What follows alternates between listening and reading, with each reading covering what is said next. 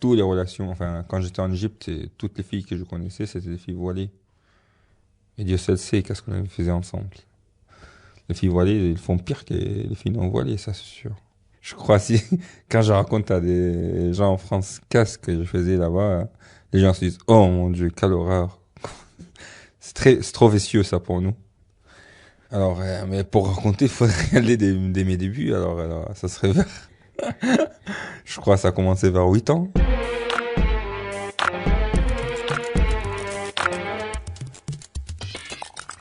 La chose, en fait, la plus gênante qui m'était jamais arrivée, et la plus désagréable, c'est que quand j'avais 8 ans, je me faisais, en fait, toucher par une fille qui avait 8 ans, elle aussi. Et je comprenais pas, en fait, qu'est-ce qu'elle voulait. Je croyais que, ouais, en fait, on était à la campagne. Et c'était une famille de paysans. On venait de déménager parce que mon père, il travaille dans une société de pétrole. Enfin, comme ouvrier, quoi. Pas, hein. Et donc, on a déménagé à côté de le site pour être proche de lui. C'était à la campagne. En dehors d'Alexandrie, quoi. La campagne qui entoure Alexandrie. Et c'était genre, venez voir notre maison. Alors, elle était là, à regarder des maquillages. Ah, c'est quoi, le rouge à lèvres? Hein. Et il m'a dit, prends-moi. Je dis quoi? Et il m'a dit exactement le mot qu'il m'a dit, baise-moi. Et je ne savais pas c'est-à-dire quoi, baise-moi. Moi, j'avais 8 ans. On était la même classe à l'école. Mais, le jour, je ne savais pas c'est-à-dire quoi le mot baiser. Je n'ai jamais entendu ce mot. Chez nous, en fait, c'est une famille très pudique où on ne s'insultait jamais. Très, très pauvre, mais très éduqué. On n'éternuait pas à table, on ne tousse pas à table, on ne se parlait pas à table. On n'avait aucun droit à aucune insulte. Il y avait zéro tolérance pour les insultes. Genre bête, conne à ma sœur, c'est toujours une baffe. Donc le mot baise, jamais, jamais. Et je lui ai dit, mais ça veut dire quoi? Et il m'a dit, je vais te montrer. Et il m'a baissé mon pantalon. Et il a enlevé sa robe et il m'a couché sur elle. C'est le plus incroyable qu'il se mette à faire enfin, des gémissements des femmes en train de faire l'amour. Et j'avais toujours pas compris c'est quoi ce truc, c'est quoi ce jeu à la con? Baise-moi, bon, bof, c'est nul comme jeu. Aujourd'hui, je peux te dire pourquoi il en a fait ça. Parce qu'en fait, il vivait dans une seule chambre. Ses parents, ses sœurs et ses frères, et elle. Et certainement, il entendait ses parents, genre, prends-moi, baise-moi, je te baise. Et il le voyait faire l'amour, sans comprendre, en fait, qu'est-ce qui va où. Il voit deux silhouettes, certainement le père sur la mère, et la mère en train de faire du gémissement. Donc, il en a fait pareil, le même jeu. Mais c'était vraiment innocent. La première année. Ça a duré pendant 3 ans, ce jeu. Ils viennent, Ayman, baise-moi, et je te baise, d'accord, on y va, on joue. Bah, en fait, il y avait un seul truc agréable. D'abord, je savais que, comme il se mettait à poil, on va se faire tuer si nos parents rentrent. Et c'est déjà un raison pour le refaire. Savoir que c'était tellement interdit qu'on va se faire tuer. L'Égyptien libéré. Ça me paraît un raison logique pour continuer à faire quelque chose. Savoir que c'est une bêtise, c'est déjà un raison pour le faire.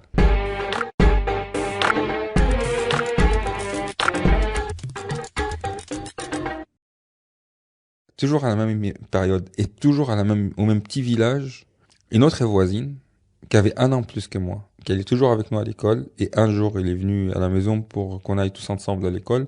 Moi et ma sœur et elle et son frère. Et moi, je dormais dans le lit encore. Elle se met à côté, il se mettait à me caresser le ventre. Ça, j'adorais. Le ventre, quand quelqu'un me caresse le ventre. D'ailleurs, c'est ce que j'ai adoré avec la petite jeune qui m'avait dit à 8 ans, prends-moi, qui s'appelait Aziza. C'est que quand on se mettait à poil l'un sur l'autre, eh ben, j'avais mon ventre qui frottait contre le sien. Et c'est doux la peau des enfants. On avait un pot, mais vraiment on dirait, je sais pas, on dirait qu'il y avait de la poudre entre nos deux peaux qui s'est fait que ça glisse, c'est doux.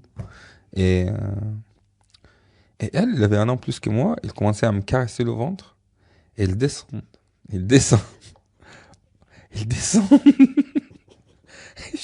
J'ai tout de suite compris. Dès qu'il a mis sa main sur mon ventre, il a commencé à me caresser, je dis, il y a un truc qui va pas. Et je commençais à avoir presque la chair des poules parce qu'en fait, ça donne un peu des frissons. Parce que tu dis, il va descendre ou pas? Ah oui, il descend là. Ah oui, il va y aller là où il faut. Enfin, là où il faut, ça me fait pas spécialement plaisir, mais simplement, ça me fait penser que ce n'est pas innocent. c'est génial, c'est malsain, il y a un truc qui va pas, nos parents vont nous tuer. Enfin, c'est interdit. C'est une chose interdite. Et d'ailleurs, ce qui est drôle, c'est une fois il a touché mon sexe, c'est bon, c'est fini. Toutes les frissons sont partis, c'était bon. Et j'avais plus, presque en fait, le désir, c'était là. C'est au moment que je me posais la question. Il va ou il va pas? Et il t'a dit. Mais en fait, c'est pour te dire, en Égypte, alors, le truc le plus vicieux qui m'était jamais arrivé, je crois, c'est le jour où j'ai eu le plus de frissons de toute ma vie. Mais des frissons de plaisir et c'était une folie, quoi, ce qu'on avait fait. Ah, je dois avoir 9 ans. Mon père est parti de l'Égypte, j'avais 9 ans et quelques mois. Et ça, c'est arrivé, mon père était encore en Égypte. Et il y avait nos 3 familles. La famille de cette fille-là, qui s'appelait Dalia, alors il y a la famille de Dalia, la famille d'Aziza, et ma famille. Ils étaient tous chez nous à la maison. Il y avait plus de lumière, il y avait un coupure, en fait, de courant. Et donc, on a allumé un petit feu. Ils sont venus, ils ont amené des oranges, on a fait du thé. Et les enfants, ils sont tous couchés par terre. On a fait comme un petit lit par terre et on s'est tous couchés. On avait une couverture. On dormait en principe et les familles parlaient. On était tous dans la même pièce. Ça, je l'oublie jamais. Et Aziza, ça fait des années maintenant qu'on se touche. On est presque homme et femme. C'est un couple. Et Dalia, c'est la maîtresse. Alors, c'était vraiment tout nouveau avec Dalia. Et donc, Aziza, tout de suite, il prend ma main, il commence à les mettre sur son ventre. Je commence à les caresser, à caresser son sexe. Dalia en fait autant. Et là, en fait, Aziza commence à toucher mon sexe. Jusqu'à quand Dalia a essayé de toucher mon sexe.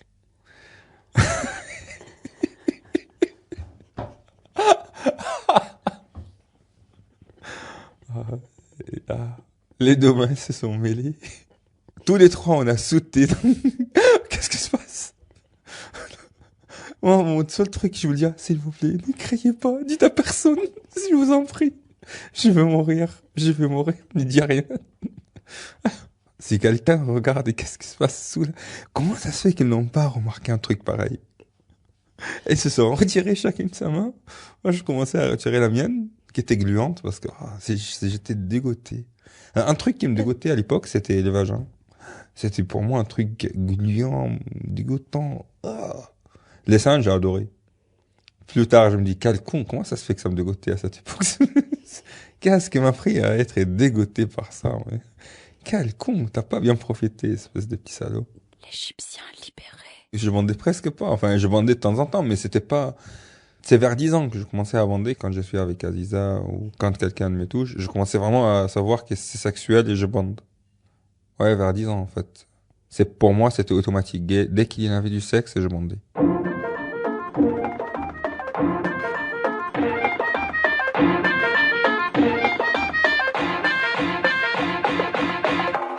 À suivre.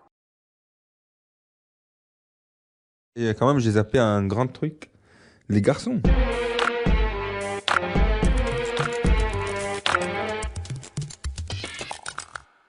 Bah, j'ai pas eu vraiment des aventures parce que ça me dégoûtait en fait les garçons à cette époque. Parce que la plupart c'était mes ennemis. Oui, on s'est bagarré souvent. Putain, tout le temps j'étais en bagarre. J'étais vraiment le petit garçon de la ville qu'il fallait se venger sur lui. Alors j'ai jamais compris pourquoi. La plupart des mecs ils voulaient me casser la gueule. Parce que je suis les petits minés quoi de la ville. Mais plusieurs fois ils ont essayé de me violer. C'était ma première année à l'école et j'avais un camarade de classe. Et je viens de découvrir en fait c'est quoi un camarade de classe. Et donc j'allais un jour chez lui à la maison et je l'attendais en bas. Et un monsieur m'a dit tu veux travailler petit? Je dis waouh ouvrier ouais je vais gagner des sous. Je dis oui. J'avais 6 ans. Il m'a dit viens tu travailles un peu pour 2 heures et je te paye un peu d'argent. Je dis d'accord très bien. Et il m'amène dans un rue il dit ah ouais c'est bien ici. Je dis alors ouais, je fais quoi? J'ai flippé. Là, vraiment, j'ai flippé. Parce que il avait une tête bizarre, le mec. Il avait une tête. Il me regarde, il me dit, tu sais quoi? Tu m'embrasses et je donne tout ce que tu veux. Allez, tu me l'embrasses. Et il commence à toucher sa bite. Je suis parti en courant. Et comme un con, qu'est-ce que je fais? Je rentre à la maison, je dis, mon oncle, en fait, on vivait chez ma grand-mère à l'époque. On n'était pas encore allé à la campagne ce jour. Et alors, il y avait mon oncle, et je dis, il y a un mec qui m'a dit, blablabla, blablabla, viens, je t'amène travailler. Il m'amène dans une petite rue, il m'a dit, ici, c'est très bien. Puis il m'a demandé de l'embrasser, et il m'a sorti beaucoup d'argent. Et je partais en courant. Et là, mon oncle, au lieu de me dire bravo, ne fais jamais, il m'a dit PD, psh, qu'est-ce que t'as pris? Psh, il a travaillé, psh, tu vas avec lui, psh. Putain, je dis merde, j'aurais pas dû lui dire. Parce que moi, mon excuse, c'était, je ne savais pas, je pensais que j'allais travailler. Travailler quoi? T'as 6 ans, qu'est-ce que t'allais travailler? Ça va pas la tête? L'Égyptien libéré. Alors, dès qu'elle m'a cassé la gueule, j'ai compris qu'il fallait pas dire à mes parents. Alors, j'ai pleuré à la maison, mais dis pas à mon père, dis pas à mon père. Comme si j'avais un truc de mal, j'avais fait quelque chose de mal. Voilà. À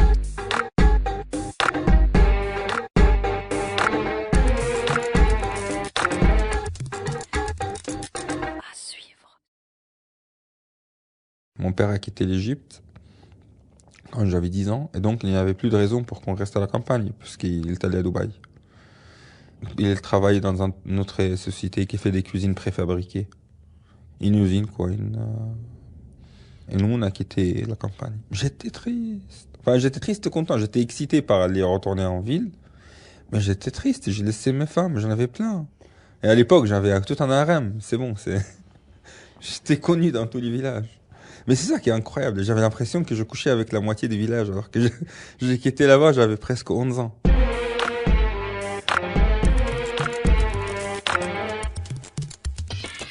On est allé dans un endroit, dans une bidonville, enfin, un quartier très populaire, à côté de passage de train. Et on appelle ça Ashwayat, c'est-à-dire en fait des maisons construites comme ça, où le quartier n'était pas dessiné. Chacun faisait sa maison sur un morceau de terrain comme il le veut. Et le rue, c'est fond par rapport à la position des maisons. Et on appelle ça Ashwa'i, c'est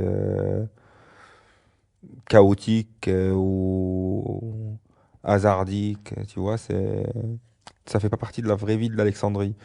Et puis, on a quitté ça pour un autre quartier juste à côté, pas beaucoup plus loin. Un quartier très, très, très populaire. Où vraiment, j'étais grande déception. Plus de sexe, quoi. Enfin, il y en a toujours, mais il faut vraiment le chercher. Et en plus, moi, c'est bon, dans mes yeux, on voyait le mec qui drague, et donc, ça rendait pas les gens à l'aise avec moi. Enfin, tu sais, en fait, c'est automatique. Quand tu veux quelque chose, tu l'as pas. Quand tu le veux pas, tu l'as. Et comme je l'ai cherché, j'avais plus du mal, en fait, à avoir des relations sexuelles quand je le recherchais pas. Je crois jusqu'à 11 ans, rien à raconter. Je crois qu'il y a des petites conneries à droite à gauche. Et un jour, un mec voit un mec, il lui fait un signe avec sa main, genre lui dit je vais te baiser, il lui fait comme ça. Un signe avec la main de quelqu'un qui se branle. Mais en l'air. Et j'ai compris tout de suite que ce poignet, en fait, entoure les pénis et le frotte. Et de retour à la maison, je montais chez moi, je commençais à faire le même geste avec mon sexe. Et j'ai appris la branlette. Je commençais à le faire, j'ai appelé mon frère, j'ai dit, viens, j'ai appris un truc super bien. C'est comme ça. Et comme on est surconscient, en fait, il fallait mettre quelque chose pour que ça glisse. Donc, on utilisait du savon. Et c'était notre jeu préféré, quoi. Aller prendre une douche et passer 3 heures à se branler dans les toilettes dans la salle de bain pour prendre une douche. On pouvait passer toute la journée à ne rien faire que se branler. On n'éjaculait pas, il n'y avait pas d'éjaculation, on était encore tout jeune pour ça. Donc ça pouvait durer des heures et des heures sans s'arrêter, quoi. C'était super bon. D'ailleurs, c'était très bon à l'époque, parce que l'éjaculation, ça gâche un peu le plaisir. Parce que ça le finit. Ça un an, c'est la fin. C'est con. L'Égyptien libéré. Alors que là, il n'y avait pas de fin.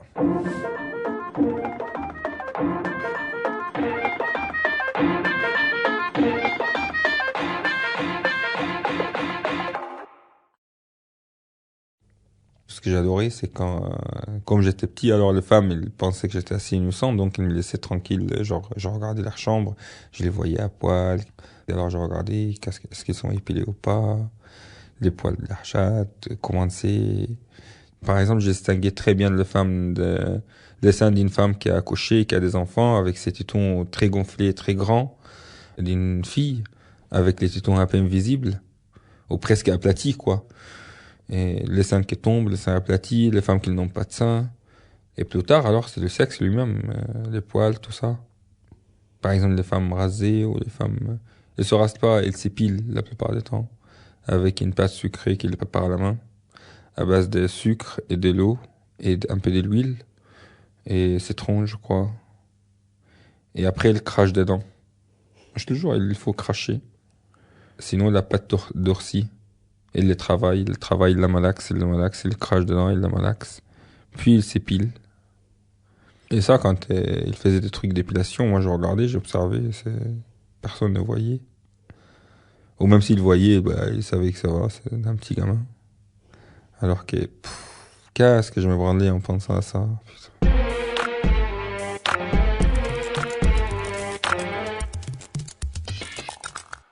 Plusieurs fois, je me suis fait griller, par exemple, des portes qui se ferment d'une chambre alors que je regarde un peu de manière assez vicieuse, enfin, assez... Ou par exemple, je regarde des dessins, une femme qui me parle, et je regarde l'ouverture de son robe pour voir bien de ses seins. Donc il les ferme. Et je commençais en fait à savoir que les femmes se rendaient compte. Il y en avait par exemple plein de trucs où les femmes elles étaient habillées, mais genre habillées. Elles sont à poil sous la robe. Et les robes sont transparentes. Comme il fait chaud, ben, il met des robes très légères. Et je vois tout. J'étais là à parler, mais j'étais dans tous mes états.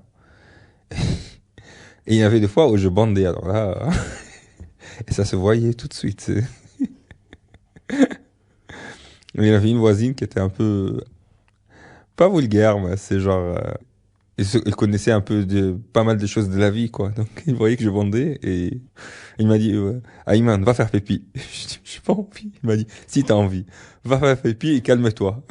Je dis, d'accord. L'Égyptien libéré. Il l'a fait gentiment, il l'a fait vraiment avec un sourire, genre, petit connard, t'es grandi, hein, va faire pipi et calme-toi. C'était drôle.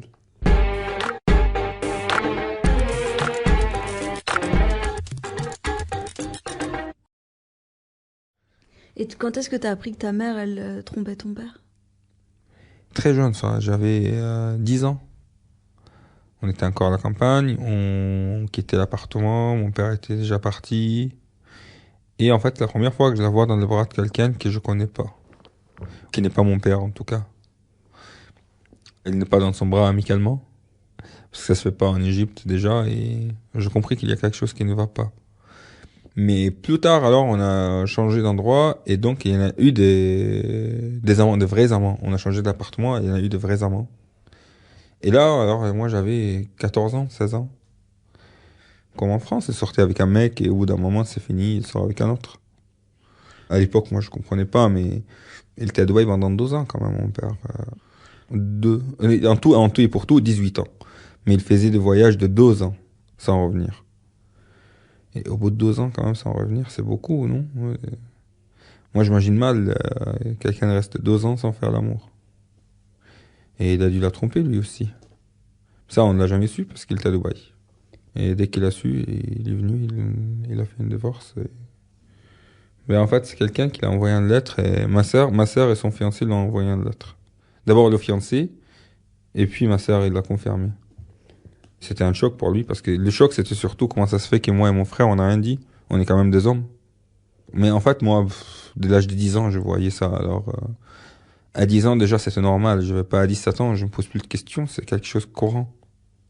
Et on s'habitue, en fait. Quand on est des enfants, on s'habitue à une situation. Et puis, on comprend même pas le rejet de la société. Pour moi, qu'il a des amants, c'est normal. C'était jamais un truc bizarre.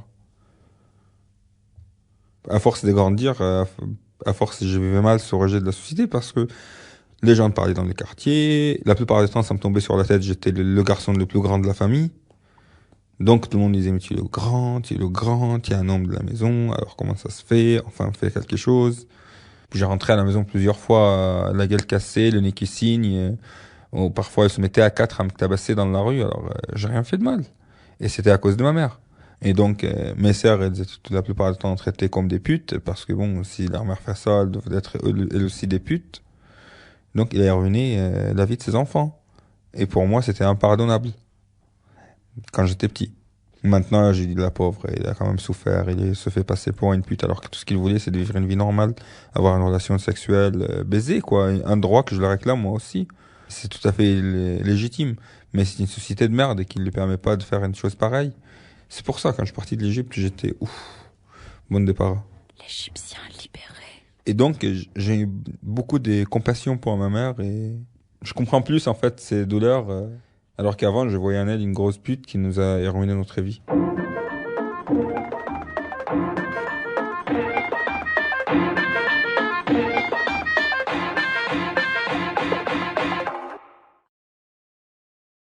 Le seul truc qui était bien, c'est que ma mère, elle avait une voisine qui elle aussi trompait son mari. Et qui, en fait, c'est la première femme que j'ai couché avec. Ouais, c'était super. Enfin, super, non. Aujourd'hui, je dis super parce que c'était la première pénétration, mais j'ai flippé. D'abord, j'ai flippé parce que je me dis son mari va me tuer. J'ai flippé parce que je l'appelais tante. Alors, faire l'amour avec sa tante, c'est quand même flippant.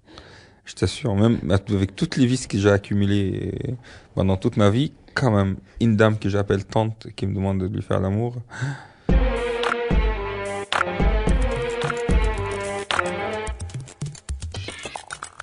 Il avait un magnétoscope. Nous, on n'en avait pas de magnétoscope. C'était une grande invention, ça, pour nous. Parce qu'on vient vraiment d'une famille très pauvre. Et donc, j'allais chez elle pour regarder des films. On avait fait pas mal d'attouchements, moi et sa fille, mais surtout, j'allais chez elle pour regarder des films. Il y avait personne qui, elle dormait dans sa chambre, et moi, je regardais des films. Et j'animais un film porno, sans savoir. Et se réveillé, il a vu que c'était un film porno.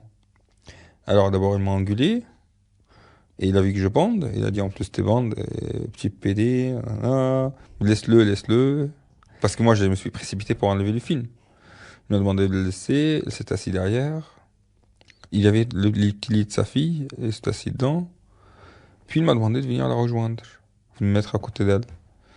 Il a commencé à toucher ma bite en disant mais elle est grande, mais tu deviens un homme, PD quand même, tu bandes alors que tu es avec ta tante, nanana.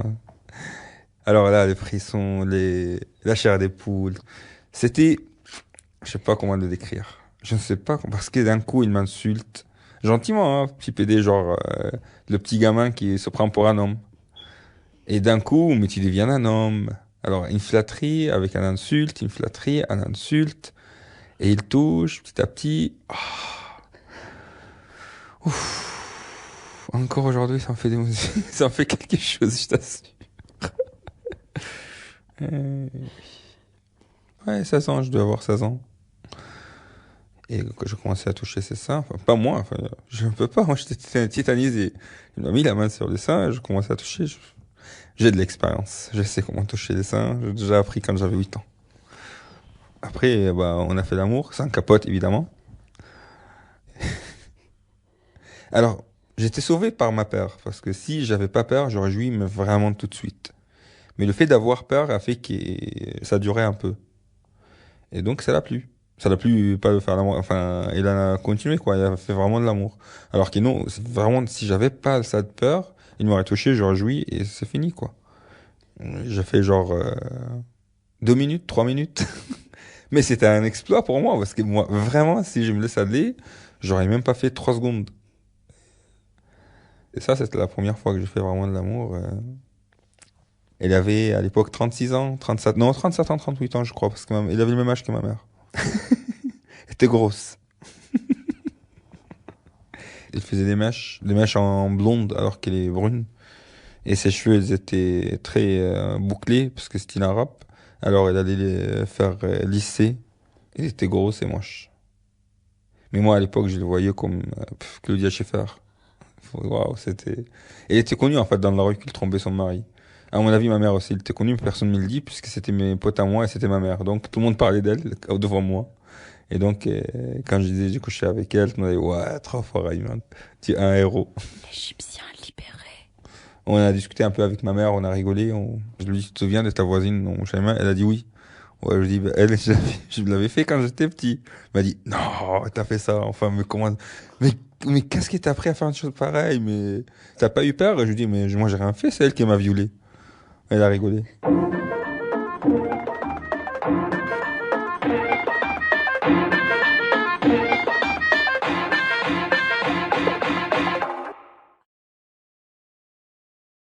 Treize, 14, 15 ans. Je crois que c'est une période où j'étais très actif sexuellement. Mais ok, entre garçons. C'était exclusivement fantasmer sur les filles, pratiquer avec les garçons.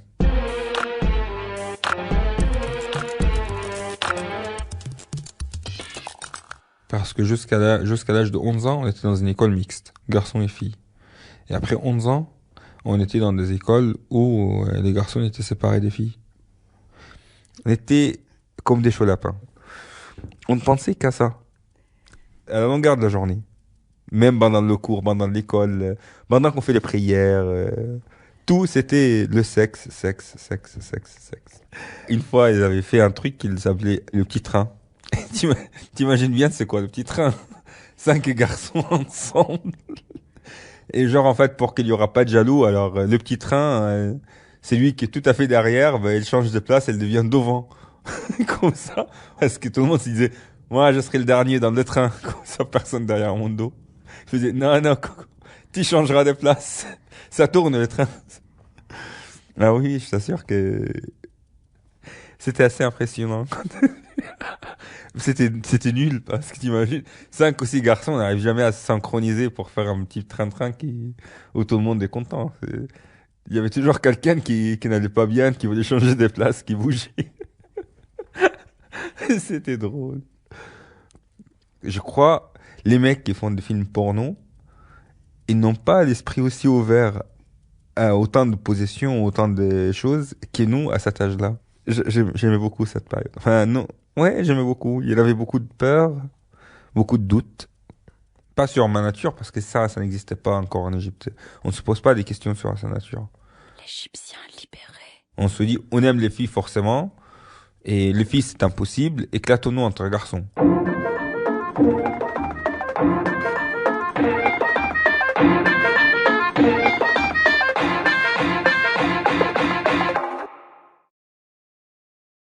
Il y en avait 2 dans notre bande. Enfin, j'avais 14 ans, je crois. Et ils étaient très connus, en fait, pour se toucher, pour tout le temps se masturber, se jouer chacun avec le sexe de l'autre. Mais c'était très connu. C'est vraiment presque devant nous, quoi, ils le faisaient. Et une fois, ils sont venus me faire une confidence. En fait, chaque jour à l'heure de prière, quand on va prier au mosquée, il y a les toilettes, mais il y a aussi un parti, tu sais, dans la religion musulmane, avant de faire les prières, il faut se laver. On se lave genre les mains, la bouche, le nez, le visage, le bras, les jambes. On lave ses chaussures, ses chaussettes. On se lave les pieds parce qu'on prie sans chaussures, sans chaussettes. Il faut pas que ça soit mauvais, quoi. Et donc, il y a un parti comme ça, on va se laver avant les prières. Et eux, ils allaient toujours les derniers, quand tout le monde a déjà fini, ils allaient à l'intérieur de la salle des prières. Et ils se cachaient dans un coin où ils faisaient l'amour. Enfin, ils faisaient l'amour. Ils se touchaient, quoi. Ils faisaient... Alors qu'ils sont allés là-bas pour prier. Ah, ils sont super. Et après, mais ils sont venus me dire ça en disant, voilà, c'est horrible, quoi. On va brûler en enfer. On a fait l'irréparable. Et à chaque fois, ils écoutent l'appel à la prière et le bandent. Non, mais c'est génial. L'Égyptien libéré. C'est dommage que les Égyptiens ne veulent pas reconnaître ça. Qui ont fait tellement de cochonneries dans les mosquées que pour eux, c'est vraiment sacré, n'en parlons même pas. Ils l'ignorent, mais on fait beaucoup de choses, en fait. C'est exactement comme les églises en Europe.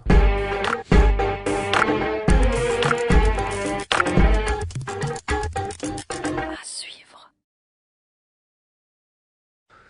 En fait, c'est vraiment différent. La sexualité vue par les Arabes dans le monde arabe n'a rien à voir avec la sexualité en Europe. Et je veux dire, en fait, on pouvait coucher ensemble, c'est-à-dire, moi je croyais que j'allais coucher avec un de mes potes, mais sans penser qu'on est gay, enfin, que, bon, on bande sur les filles, en faisant entre garçons le temps de trouver des filles.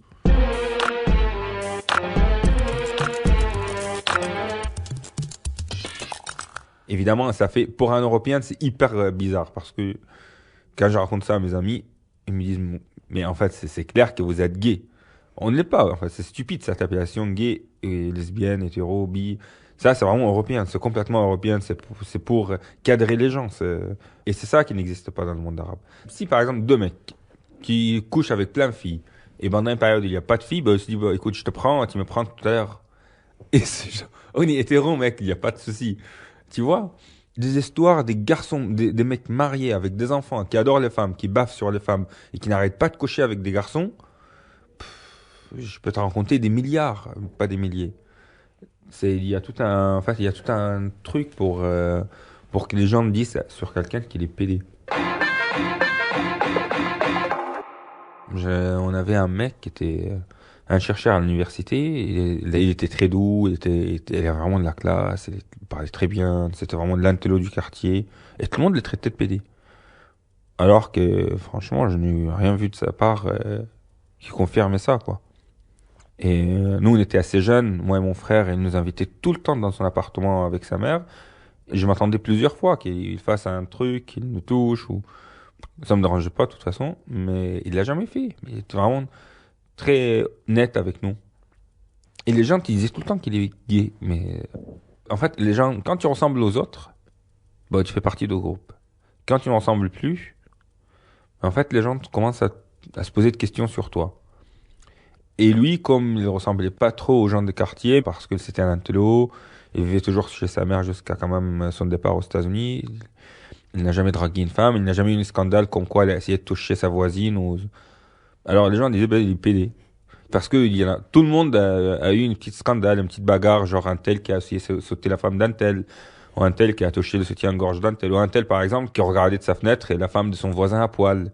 Des trucs comme ça. Ou la femme qui se montrait à poil dans le balcon pour que son voisin la regarde. Il y en avait des histoires sordides dans notre quartier. Et tant que tu fais partie de ces scandales-là, ces problèmes-là, ça va. Tu vraiment, tu es la personne la plus normale du quartier. Tu peux coucher avec tous les mecs. Tu peux vraiment marcher à poil dans la rue. Ça va, tu fais partie du groupe. Mais tant que tu n'es pas dans cette règle-là, tu rentres pas dans ces cadres, les gens se posent des questions. C'est quoi ton problème? Qu'est-ce que t'as qui n'est pas normal? C'est quoi qui cloche, c'est toi? Enfin, c'est bien parce qu'en parlant avec toi, je crois avoir compris pourquoi on traite certaines personnes PD et certaines d'autres et non. Parce que jusqu'aujourd'hui, pratiquement, j'avais toujours pas compris. Je savais que ça n'avait aucun sens, en fait, parce qu'on pouvait être le plus PD possible et se faire passer pour le plus mec, le plus hétéro, le plus macho, et être un vrai mec macho et hétéro et passer pour le plus gros PD du quartier. L'Égyptien libéré. Il faudra en faire un doctorat là-dessus.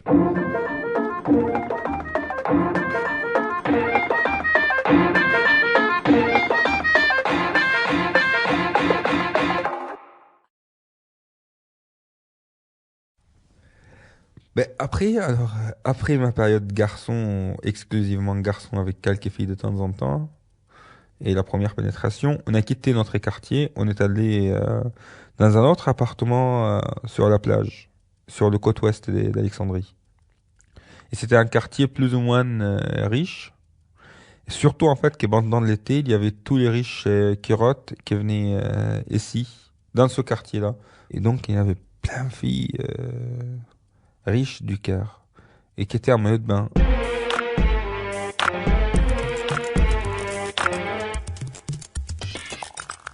Avant, les quartiers où j'étais, les filles n'allaient pas à la mer avec les maillots de bain.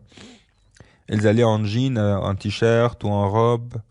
Et en robe, c'est mon préféré parce que quand elles sortaient de l'eau avec leur robe, putain, c'est pire qu'un film porno, mais je veux dire, mais c'est qui l'imbécile qui a dit un maillot de bain, c'est malsain, mettez-vous en robe, mais c'est absurde. Mais c'est hyper excitant, le robe qui colle à la peau, mais qui te fait à poil, complètement à poil. Et il y avait plein qui le faisaient exprès, il allait sans soutien-gorge, sans culotte par exemple, tu vois tout, tu vraiment, il est à poil. Ou qu'il allait avec soutien-gorge et culotte et un robe blanche en coton. Ah, mais merci. Alors là, moi, la mer, putain. Tout le monde est en train de se branler dans l'eau. Je crois le poisson a bouffé des spermes. Et... Tous les mecs, mais on se regardait, moi j'allais à la mer, je dis, ah, il est en train de se branler. Ah, il est en train de jouir. Ah, il a déjà joué celui-là, il se repose. Et il va se branler celui-là. Ça bouillonnait, ça bouillonnait. L'eau était dégueu. La mousse, on disait, c'est de la mousse, et j'ai des doutes, moi, sur la mousse sur l'eau. C'est pas les vagues qu'ils ont créé ces mousses-là, cette mousse-là. Un des jeux préférés, quand on est tellement obsédé, en fait, qu'on arrive à ouvrir les yeux dans de l'eau. Alors, c'est passer, par exemple, entre les jambes des filles, en ouvrant les yeux pour regarder, hein. Et, ah putain, les bagarres qu'il y avait à la plage, mais tout le temps, genre, chaque 3 secondes, ah, au secours, quelqu'un joue avec ma culotte, ou quelqu'un m'a touché, ou... Et donc, c'était une période vraiment d'excitation. J'étais hyper excité par tous ces maillots de bain, tous ces seins. Surtout que les Égyptiens sont grosses de nature. Alors, quand tu mets un maillot de bain de 2 pièces, on le voit très peu, les 2 pièces. Enfin, on voit pas grand-chose, les 2 pièces. Vraiment, je crois, il lui faut un maillot de bain de 5 pièces, pas des... Et donc, les bonnes femmes avec leurs robes, elles passaient pour des torchons à côté, parce que là, c'était des maillots, quoi. C'était là en train de bronzer. Et surtout, c'est un mode de vie qu'on connaît pas. Par exemple, il y en avait sur la plage plein de bouteilles de bière. Beaucoup de filles qui buvaient de la bière. Alors, moi, l'alcool, par exemple, l'alcool. En Égypte, on pouvait fumer des shit autant qu'on veut, alors que l'alcool, c'est complètement mauvais. Ben, en fait, ce n'est qu'une question culturelle. L'Égyptien libéré. Dans le monde arabe, fumer des shit, comme on dit, c'est un kiff. Voilà. Le statut de quelqu'un qui fumera un pétard, c'est comme ici en Europe, c'est quelqu'un qui fume un cigare. C'est pas une cigarette, c'est quelque chose un peu plus distingué. Alors que boire de l'alcool, ben, ça devenir un alcoolique. Ça fait de toi un alcoolique. Comme si quand tu prends une toffe de shit ici, ça fait de toi un voyou. Exactement de la même façon. Il y a le même mépris pour l'alcool que le même mépris européen pour le shit.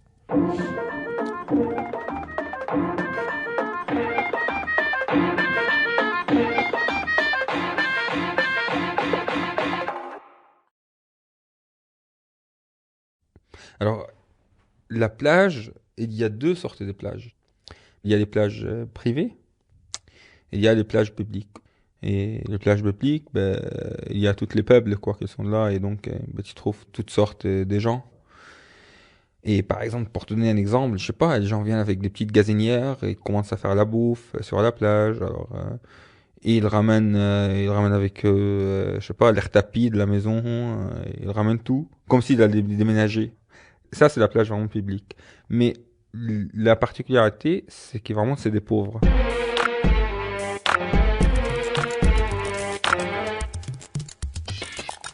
Après, il y avait la plage privée. Et ce plage, ben, justement, il y avait que des femmes avec des maillots de bain.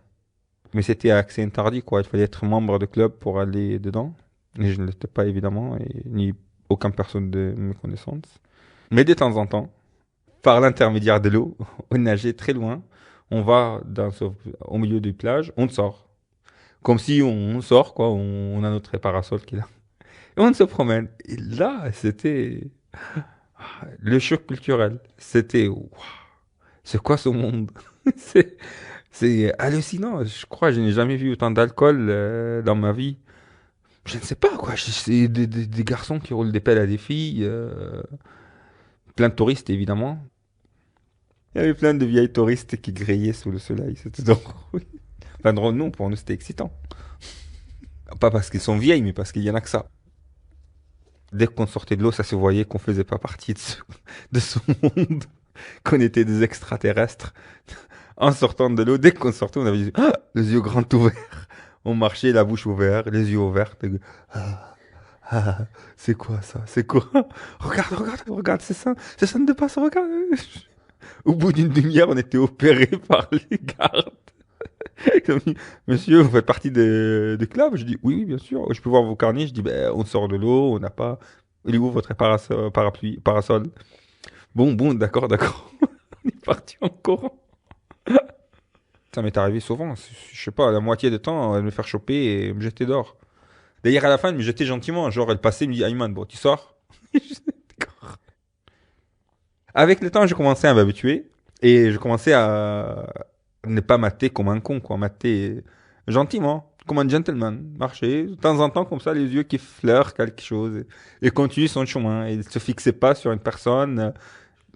Et petit à petit, vraiment, je commençais à m'approcher un peu de ce monde. Et c'était vraiment fascinant parce que tu te trouves dans un monde de, comme on dit en France, un éléphant dans un magasin de porcelaine, quoi. Tu, tu sais qu'il faut faire très attention, qu'il faut pas trop regarder fixement. Ou si tu le fais, c'est pas génial parce que si la fille, par exemple, il veut te parler, ben c'est grave parce que qu'est-ce que je vais lui dire? Je, je squatte votre plage, je viens de chez le pauvre, je sais que vous êtes des riches, je viens de mater.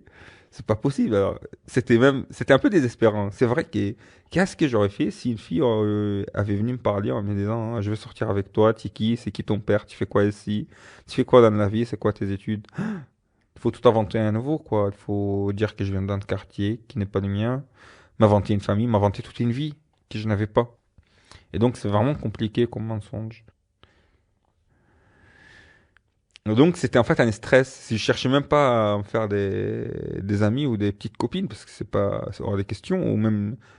En fait, le fantasme, c'était qu'en marchant, une bonne femme en maillot de bain, elle me dit, oh, quel joli étalon, ah, viens de me faire l'amour, vite fait, bien fait, et rentre chez toi. Dans ce cas, ça aurait été l'idéal, parce que il attend rien, on n'attend rien, enfin, pas de question, rien. C'est le fantasme, hein, malheureusement, ça se passe jamais comme ça, le fantasme. L'Égyptien libéré. Ben, sinon, en fait, il y en a pas mal des vieux messieurs, par contre, qu'on m'a proposé la même proposition que, que j'avais dans mes fantasmes. Mais c'est drôle. Tu mets les filles, tu là, et tu salives et tout, et tu tournes la tête, tu vois un vieux monsieur qui te regarde, avec plein de salive dans la bouche. Je dis, merde.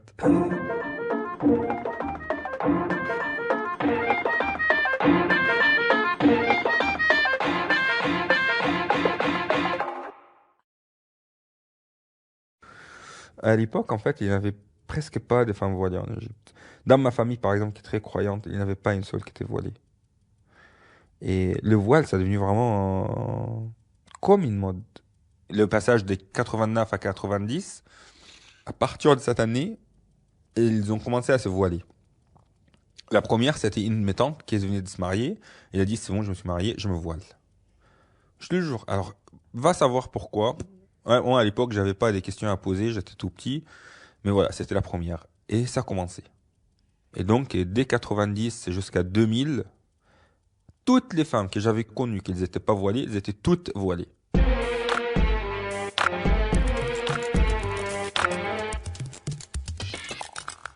Alors, curieusement, à la même époque aussi, c'était la première attaque terroriste contre un membre du gouvernement, qui était le président de Parlement. Et c'est à partir de ça qu'il y a eu une vague à la télé, partout dans tous les médias, qui dit que la description d'un terroriste ou une femme terroriste, c'est une femme avec un niqab qui montre qu'elle a les yeux, habillée en noir, et le monsieur, il est habillé tout en blanc, avec une barbe. À point qu'avec mon frère, avec tous nos amis, quand on voyait un mec barbu avec une robe blanche, on disait que c'est un terroriste. Éloignons-nous. Je me souviens très bien de toute la propagande de gouvernement contre l'islamisme, hein, pas le terroriste, et montrer chaque musulman comme un terroriste. Et c'est cette putain de période où tout le monde se met à voiler. Et je l'ai expliqué plusieurs fois ici en France, et les gens, comme ils sont un peu bêtes ou bornés, ou c'est vraiment des gauchistes à la con qui disent voilà, non, mais c'est la femme, en fait, c'est l'homme qui l'a imposé ça parce que l'homme est un connard, l'homme arabe, de toute façon, il est macho, et la religion musulmane, c'est nul. Et je suis d'accord, toutes les religions sont nulles, toutes les religions sont machos, toutes les religions sont faites par les hommes pour les hommes, pas pour les femmes. Mais je le jure, c'est un fait. Alors que ça soit contesté ou qu'il y aura plein d'explications, moi, je raconte un fait.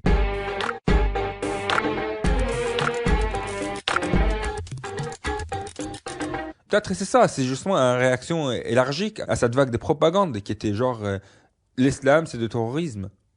Et c'était pas... Mon père était à Dubaï, ma grande sœur a mis le voile en premier pour dire à ma mère, voilà, tu es une salope, tu trompes ton mari. Moi, je suis une bonne musulmane, je t'emmerde, tu vas brûler en enfer, moi, j'ai rien au paradis. Et donc, ma petite sœur, elle se voilait après, et après le divorce, ben, les deux, quand elle allait la voir, elle lui dit, mais on a honte de venir te voir, tu n'es pas voilée, tu es notre mère, on est voilé, et toi, tu ne l'es pas. Et il a mis le voile. Ma mère. Et il n'avait pas des hommes qui l'ont imposé de mettre le voile. Et surtout, il n'y avait pas des hommes qui ont imposé à mes sœurs de mettre le voile. Ma mère, elle ne l'était pas. Donc, c'est pas possible que ça soit mon père. Et surtout pas ni moi, ni mon frère. Et c'est ça qui me rend fou. Parce que on avait de la pression sur nous, en tant que mec. Moi et mon père. Parce que c'était les femmes qui allaient vraiment, et c'est genre, on pouvait rien faire. Et aujourd'hui, on se souvient encore en disant, voilà, ben, c'est vous, en fait, qui les a incités à mettre le voile. Je suis sûr qu'en grande partie, c'est des garçons qui ont imposé les voiles à leurs femmes. Mais voilà quoi, moi je raconte ma vie.